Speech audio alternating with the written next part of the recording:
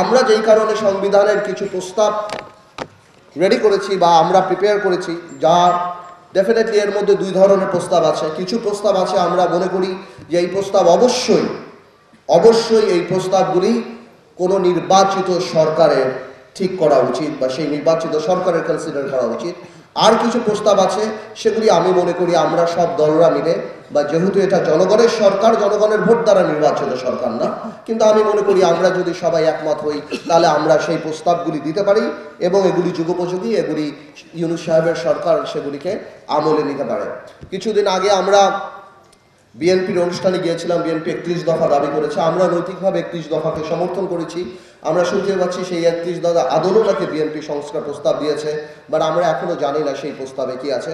আমরা আমাদের প্রস্তাবগুলি এবং এই প্রস্তাব দেওয়ার কারণগুলি আপনাদেরকে ব্রিফলি জানাই।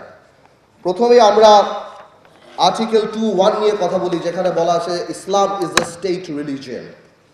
আমরা ইসলাম ইজ আ স্টেট রিলিজিয়ন এবং অন্যান্য ধর্ম, হিন্দু, বৌদ্ধ, খ্রিস্টান, তাদের সিকিউরিটি এবং তারা জানি ইকুয়ালি ধর্ম পালন করতে পারে, এই ব্যাপারে আমাদের ধর্মে বলা আছে, আমাদের কনস্টিটিউশনে বলা আছে আর্টিকেল 2(1).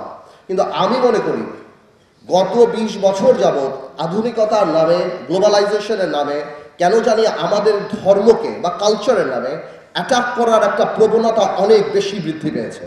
আমি এটা লক্ষ্য করেছি গণজাগরণ মঞ্চের সেই বিপ্লবের পর থেকে অনেকেই সেই গণজাগরণ মঞ্চের অবস্থানকে প্রেমিস করে, তার উপর ভিত্তি করে আমাদের ধর্ম এবং আমাদের মহানবী সাল্লাল্লাহু আলাইহি ওয়াসাল্লামকে বিভিন্নভাবে কটূক্তি এবং অপমান করার একটা পায়তারা করা আরম্ভ করেছিল।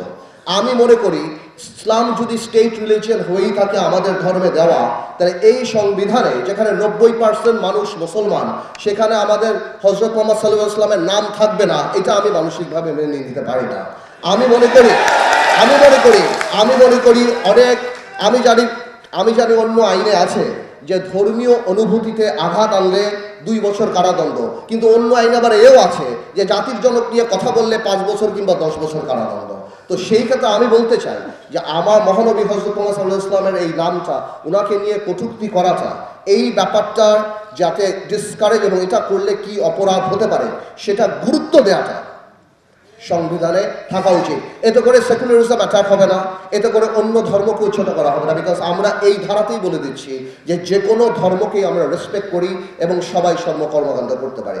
At the same time article 94 যেখানে আমাদের কোর্ট কিভাবে কনস্ট্রাকশন হবে সেগুলি বলা আছে, সেখানে আমি মনে করি মালয়েশিয়ার, ইন্দোনেশিয়ার আদলে যারা ইসলামিক ল দ্বারা পরিচালিত হতে চায়, ফ্যামিলি ম্যাটার্স এবং অন্য ম্যাটার্স, সেখানে ইসলামিক লয়ের প্রভিশন থাকা উচিত।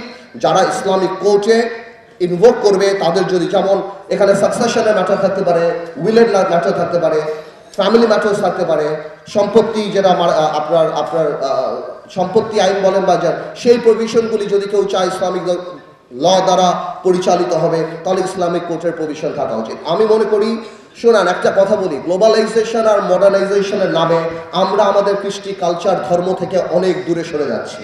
ধর্মকে সবাই আপ টু ডেট মনে করে না, বাট আমি মনে করি this is the perfect time that we should come back to our root. আমাদের কালচার, আমাদের ধর্ম, আমাদের এই জিনিসগুলিকে আমাদের এখন ফিরিয়ে নিয়ে আসা উচিত এবং যথাযথ সম্মান দেওয়ার জন্য সংবিধানে এদের অবস্থান দেওয়া উচিত। এটা আমরা আমাদের এখান থেকে প্রস্তাব জানাচ্ছি। আর্টিকেল 145-এ ইন্টারন্যাশনাল ট্রিটির কথা বলা আছে, আপনি যদি দেখেন, আমি মনে করি এইবার 17 বছরে আমরা দেখেছি পার্লামেন্টে কিভাবে দেশ বিক্রির পায়তারা, আদানি চুক্তি থেকে আরম্ভ করে অন্যান্য কিছু। আমি মনে করি যেই চুক্তিগুলি হয় শুধুমাত্র রাষ্ট্রপতির কাছে প্রধানমন্ত্রী যাবে আর নিয়ে আসবে, রাষ্ট্রপতিকে দেখাবে। জনগণের সামনে যে কোনো ইন্টারন্যাশনাল ট্রিটি, আন্তর্জাতিক চুক্তি খোলাখুলিভাবে জানিয়ে দিতে হবে পার্লামেন্টের মাধ্যমে। জনগণ জানতে চায় জনগণ কি দিল, জনগণ জানতে চায় জনগণ কি পেল। বাংলাদেশ স্বাধীন, বাংলাদেশ সার্বভৌম দেশ, আমরা কোনো দেশের অধীনে না, আমরা সবার সাথে বন্ধুত্ব করতে রাজি। At the same time we must make sure we have our heads high. আমাদের মাথায় রাখতে হবে আমরা সসম্মানে যারা সবার সাথে সেই সম্পর্ক রাখতে পারি। কোনো স্বামী স্ত্রীর সম্পর্ক কারোর সাথে নাই, কোনো বড় ভাই ছোট ভাইয়ের সম্পর্ক কারোর সাথে নাই। আমরা একইভাবে আমাদের রাইট প্রোটেক্ট করে আমরা আমাদের অবস্থান রাখতে চাই। So article 45 is very important. তত্ত্বাবধায়ক সরকার ব্যাপারটা 15 অ্যামেন্ডমেন্ট এটা কোর্টে চলছে।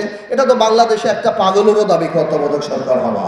বাংলাদেশের মানুষের গাছপাতা, ইট, বালি, পশু পাখি সবাই এটা রিয়েলাইজ করে তত্ত্বাবধায়ক সরকার ছাড়া সুষ্ঠু নির্বাচন সম্ভব না। তত্ত্বাবধায়ক সরকারের দাবি গত 17 বছর ধরে করে আসছি, পার্লামেন্টও করেছি, এখনো বলছি ভোটাধিকার প্রতিষ্ঠা করতে হলে তত্ত্বাবধায়ক সরকার থাকতে হবে। কারণ ক্ষমতায় গেলে আমরা কেমন পাগলা ঘোড়া হয়ে যাই, আমাদের অহংকারে মাটিতে পা পড়ে না, আমরা এলোমেলো কথা বলি, রেসিপি থেকে আরম্ভ করে এমন কিছু নাই আমরা দেই না, আমরা সব কিছু বুঝে যাই। তো আমি মনে করি আমাদের তত্ত্বাবধায়ক সরকারটা সংবিধানে অবশ্যই ফিরে নেওয়া উচিত। আর্টিকেল 70 নিয়ে আপনারা জানেন, if you are elected, if you are nominated from a certain political party, কোনো রাজনৈতিক দল হইতে নমিনেশন পাইবার পরে যদি উহার বিরুদ্ধে ভোট দেন, সেটা আর্টিকেল 70 ফ্লোর ক্রসিং এর ব্যাপারটা। এর মধ্যে ভালো খারাপ অনেক কিছুই আছে, বিকজ বাংলাদেশে কিন্তু এমপি বিক্রির একটা প্রবণতাও আমরা দেখেছি। স্পেশালি এরশাদ সাহেবের সময় আনোয়ার মঞ্জুর এমপিগুলি লাঙ্গল নিয়ে যখন যুদ্ধ হয়, সেই সময় কিন্তু আমরা এই জিনিসগুলো দেখেছি। আমি মনে করি আর্টিকেল 70-তে ভোট দেওয়াটা মানা আছে কোনো দলীয় সংসদ সদস্যে, কিন্তু দলীয় সংসদ সদস্য তার দলের কোনো সিদ্ধান্তর ব্যাপারে বাইরে যে কোনো অবজেকশন দিতে পারে, ইভেন কি পার্লামেন্টও কথা বলতে পারে। তো আমি মনে করি কোনো অ্যাব্রাপ্ট সিদ্ধান্ত না নিয়ে এই আর্টিকেল 70-র ব্যাপারে আরও অনেক কথা বলার আমাদের সুযোগ আছে। ওকে, সো এটা আমি মনে করি কোনো নির্বাচিত সরকারেরই সেটা করা উচিত। আরও কিছু কিছু ব্যাপার আছে, যেমন আর্টিকেল 75 আছে যে সংসদে যারা উপস্থিত থাকে ওই তাদের মধ্যে থেকে মেজরিটি দিয়ে আইন পাস করা হয়।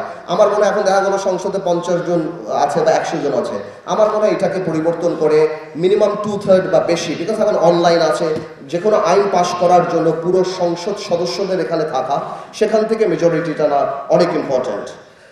আর্টিকেল 70-তে এডুকেশনের ব্যাপার আছে, বাট আমরা মনে করি এখানে এই এডুকেশনের জায়গা আছে অনেক, আসলে আমাদের কনস্টিটিউশনটা না অনেক সদরে ড্রাফটেড, ইন দ্য সেন্স এটাতে অনেক ইন্টারপ্রিটেশন করার রুম থাকে। তো আমি মনে করি আরও স্পেসিফিক হওয়া উচিত।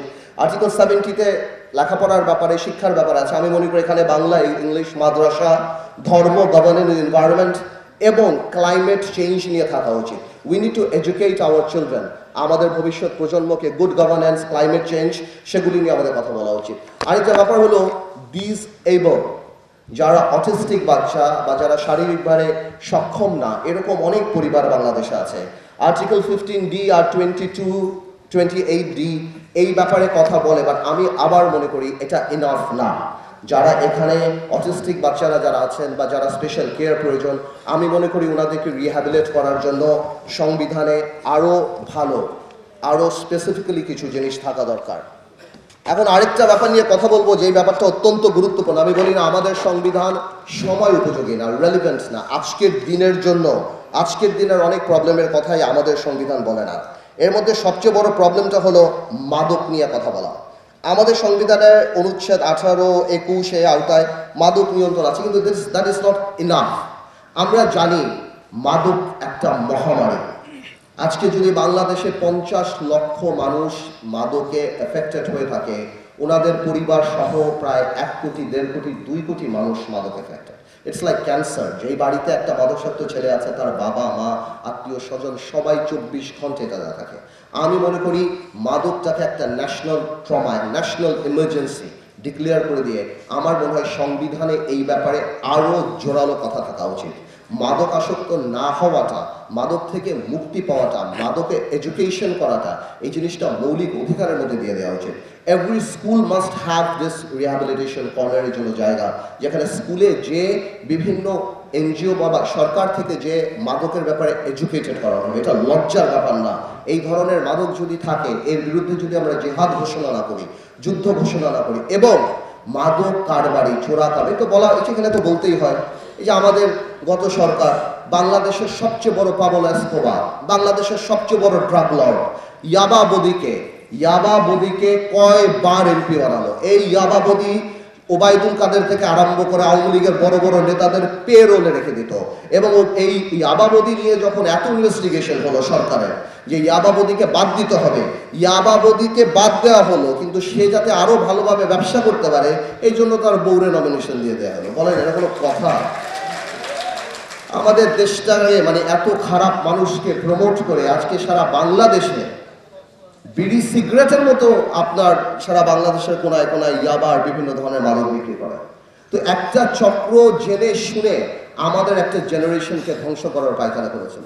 আমি মনে করি আজকের সংবিধান আজকের মতো হতে হলে, আজকের মানুষের কথা বলতে হলে, আজকের প্রবলেমের কথা, আজকের দুর্দশার কথা বলতে হলে আমি মনে করি মাদক নিয়ে আমাদের সংবিধানে ভালোভাবে থাকতে হবে। এবং প্রয়োজনে অনেক দেশে আছে ক্যাপিটাল পানিশমেন্ট দিয়ে দেয় তারা মাদকের জন্য, চোরাকারবারির জন্য।